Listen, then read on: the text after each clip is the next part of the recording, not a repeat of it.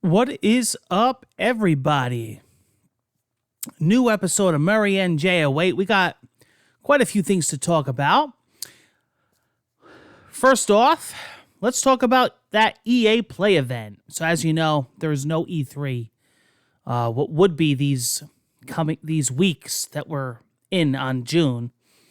So, there's been a lot of live digital events, which they have actually been doing. So this is kind of like the new normal now. It started off with Nintendo doing it in the beginning with their directs. Now a lot of companies are doing it, especially now with the pandemic and everything. This is pretty much like the future now of press conferences. It used to be, everybody got up on a big stage. So EA did theirs. It's a good thing they did do it this way because I thought overall it kind of wasn't nothing to make an event about, but being that it was a short digital thing, it was just right for EA, what they had to say. And pretty much, I'm going to wrap it up here. Let's go to the web.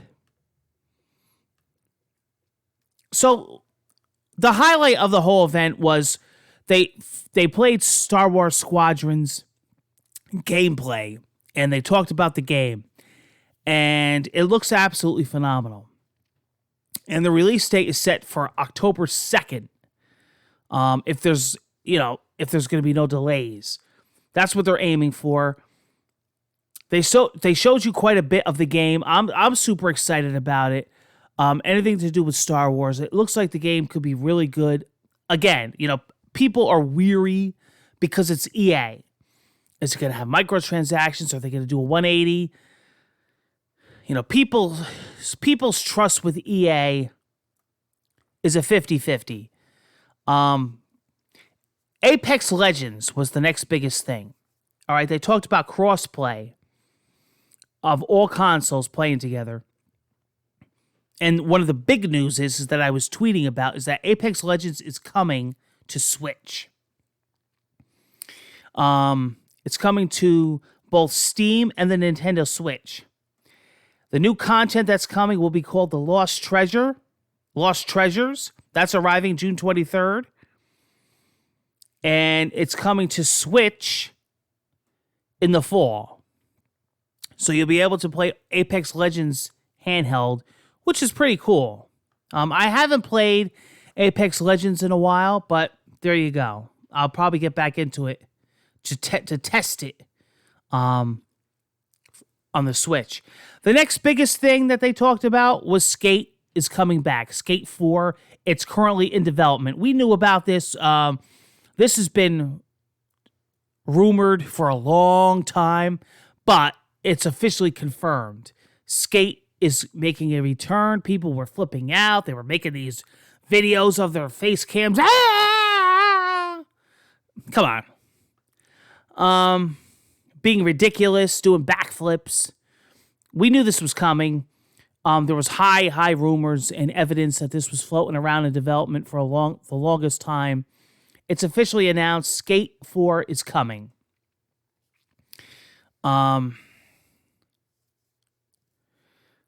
it says here, just as around the same time as the remake of Tony Hawk's Pro Skater 1 and 2 was announced last month. So you got a lot of, skate type games coming out, which is good because we haven't had them in a while. So those were the big events. They also talked about a new IP called Rocket Arena. It looks very interesting. That I believe is July 14th. That game is coming out. They talked about a new game coming out. It Takes Two. That's coming out sometime in 2021. A co-op action adventure platformer. Definitely looking forward to that Rocket Arena. They talked about The Sims 4. That's coming to Steam. Yeah. So, I mean, that's like I said, that's the highlights. That's pretty much what you have to know about EA Play Live. Like I said, they haven't really been the greatest. Let's be honest, EA really hasn't been putting out the greatest shows lately. I think that that's how they should really stick with it even in the future, even if they ever have another E3 or anything, because that's. Remember when EA had those actual live press conferences on stage and they were just fucking terrible? There's been a lot of companies that have been doing that. Stick with this half-hour digital event. It's good enough. Unless you have unbelievable, mind-blowing things to offer, I don't really see, a purpose for it. There was a lot of people that were upset, and then they get these obnoxious people that cover it every year, like Greg Miller, and they're just screaming and loud and non-funny jokes. Please. I'd like to just honestly watch the 3-minute recap videos, or like Murray and J08, like I'm doing here, the highlight reel. Cut all that stupidness out and just, the player doesn't care about what you have to say, what joke you're making. They want to know what's coming and what's new and what you have to offer and what you have to say. There's no reason for these silly hosts. So that's the EA Play. Now, we got some more sad news, but not really sad, however you want to take it. CD Projekt Red, Cyberpunk, I called it a while ago. The game is delayed from basically September to November. More evidence that they want to release it on next gen, but they were just saying today, as far as the smart delivery and all that you could get it on PS4 and Xbox One, and it will be free to upgrade when you move to PS5 and Xbox Series X. Awesome. Very cool. And I'm sure that, the few month difference is a good thing, because CD Projekt Red are perfectionists. And, I trust that company. They're a very good company. And believe me, if they feel that this is the reason why they need and really people were like flipping out. Really, if you think about it, it's not that huge. But I understand. If you're a diehard fan and you're waiting like, I was with many games this year, even like a week could throw you off. It's highly understandable why people would get upset. I get it. I really do. But, if it's really meant to be, then it's meant to be. If it's for a stupid reason or a marketing reason, then I'm highly against it. But if it's to make little perfections of the game, then go for it, But CD Projekt Red is a very well-known company that's really for the player and that's against all these practices. So if CD Projekt Red is making a decision like this, I highly have faith in them. And that's it for today. That's just a little bit of the news that's been floating around. I'm trying to think of what else, but that's pretty much it.